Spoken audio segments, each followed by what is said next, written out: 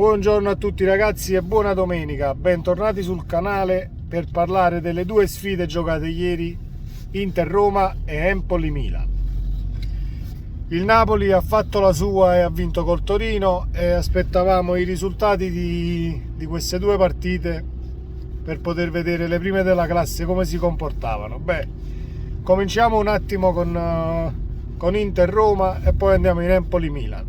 Prima di andare nel dettaglio vi invito come sempre ad iscrivervi al canale e attivare la campanella delle notifiche, così restate aggiornati sui contenuti. Allora, Inter-Roma è una partita che secondo me ha due facce, dal primo minuto fino al 35esimo e dal 35esimo in avanti, perché l'Inter sembrava stesse giocando una buona partita, almeno la prima mezz'ora, i primi 35 minuti comunque è andato in vantaggio e comunque si giocava la partita, sembrava più Inter che Roma, e invece poi la Roma ha pareggiato con un grandissimo gol di Dybala, perché ragazzi bisogna dirlo, il gol che ha fatto Dybala ieri, a parte ci sta la complicità di Handanovic, per amor di Dio, che comunque poteva fare meglio su quel pallone, però dobbiamo anche elogiare il gesto tecnico, perché dal mio punto di vista la difficoltà principale di quel gol era tenere quella palla bassa al volo, e Dybala l'ha tenuta bassa dritto per dritto. Secondo me Handanovic non se l'aspettava nemmeno una palla così, un tiro così preciso, perché comunque tirare al volo da quella distanza e con la palla che ti viene dall'out di sinistra devi avere il piedino caldo. Quello Dybala che ha il piedino caldo lo sappiamo tutti quanti, e alla fine la Roma, io l'ho detto in estate quando la Roma ha acquistato Dybala, il grande acquisto l'ha fatto, sulla bilancia sono pesati questi fattori. Alla fine tu hai preso Dybala e Dybala ti ha pareggiato la partita, e l'Inter invece, che in estate ovviamente dichiarazioni fatte perché non sei riuscito a chiudere il colpo, dissero che vabbè Dybala non ci serve, dove lo mettiamo in attacco? Io Dybala sposta gli equilibri quando è in forma, non c'è niente da fare.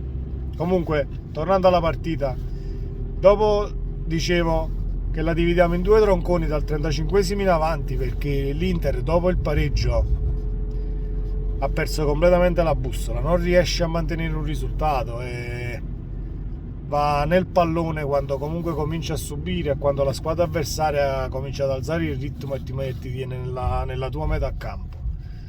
Sarà un fattore psicologico, ma sarà anche che comunque Barella non è in condizione al momento, l'abbiamo visto anche con l'Italia, non è al top della condizione. Comunque mancava Brozovic, che per il gioco di Inzaghi l'abbiamo visto anche l'anno scorso, Brozovic è fondamentale, quindi bisogna reinventarsi. Io l'unica cosa che posso dire dalla mia, non sono né un tecnico né un allenatore, è semplicemente la mia opinione. Il 3-5-2 è un modulo che non porta grandissimo gioco, però è un modulo efficace che, fatto bene, rompe le scatole comunque a tutti gli avversari e riesce a fare punti. L'unico problema è che devi avere un piano B, perché fermate le fasce, se ti fermano le fasce oppure hai gli esterni che non sono in giornata, fai una bruttissima figura, ed è questo che sta succedendo all'Inter secondo me. Comunque la Roma poi è andata in vantaggio con Smalling e si è portata 3 punti a casa espugnando San Siro. Crisi nera ancora per l'Inter, e la Roma meritatamente ha portato 3 punti a casa. Ieri sera c'era Empoli-Milan, una partita sul filo del rasoio, sullo 0-0 fino al 75esimo, sbloccata poi da Rebic. Però dopo che il Milan ha sbloccato la partita, io, avendo visto i primi 75 minuti, non è che sapevo, però credevo che l'Empoli pareggiava la partita. Infatti su calcio di punizione ha pareggiato la partita al 92esimo e poi succede tu quello che non ti aspetti. Il Milan fa 2 gol in 3 minuti e vince la partita 3-1. E io è lo spirito della grande squadra, primo, e secondo hai delle torri là avanti che sull'1-1 fai un lancio dalla difesa, comunque le spizzate e contrasti con i due centrali ti portano ad avere qualche occasione creata così da un lancio dalla difesa che ti fanno andare sul 2-1 e ti portano in vantaggio al 93esimo. Al 93esimo c'è stato il gol del 2-1 del Milan, mi sembra. Purtroppo quando tu sei l'Empoli e hai pareggiato la partita al 92esimo credendo comunque di portare quel punto a casa, prendi il gol del 2-1 ed è una doccia fredda completamente, che risalire psicologicamente da quella situazione, non dico che è impossibile, ma quasi. Comunque il Milan ha dimostrato un'altra volta di essere squadra compatta, ostica e comunque la pretendente principale allo scudetto, perché partite così le vinci solamente se ci credi al 100%, se sei una grande squadra e un grande gruppo affiatato.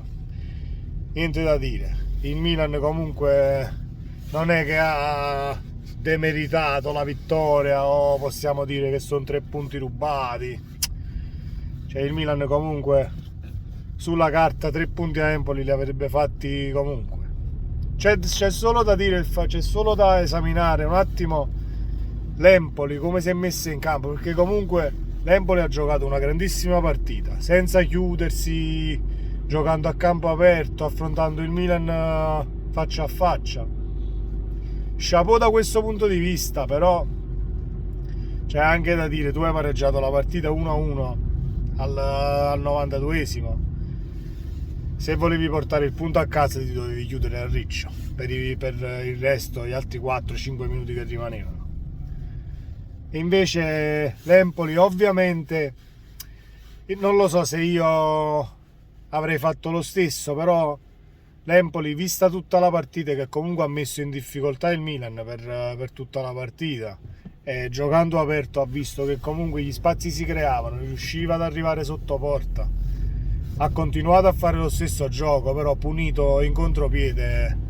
Dopo il primo gol di Rebic sono andati 2-1 e 3-1 finale con Leao, che ragazzi, Leao è al momento secondo me il miglior giocatore in Serie A, perché ci crede sempre in primis, ha una corsa e uno strappo che non ha nessuno al momento in Serie A, e poi è un calciatore che sia a destra che a sinistra fa la differenza.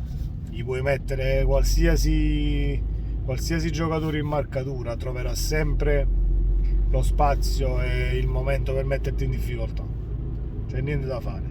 Quando uno ha la stoffa del gran giocatore ce l'ha e basta.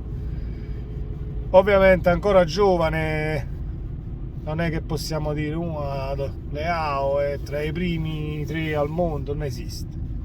Devi vincere trofei, devi fare gol e gol e gol all'infinito per poterti prendere comunque quell'appellativo di grande giocatore o grandissimo giocatore, perché è ancora presto. Io sono uno che non si esalta subito, soprattutto al giorno d'oggi, perché ci sono stati anche in passato calciatori super montati e venduti a fior di quattrini che comunque si rivelano non dei bidoni, ma il valore cacciato e pagato per acquistarli non rispecchia poi le prestazioni in campo. Sarà perché forse facciamo troppo presto ad esaltare un calciatore a 18 anni, a 20 anni, questo è l'erede di CR7, questo gioca come Messi, questo fa le stesse giocate, gente che accosta calciatori a Maradona, che non esiste.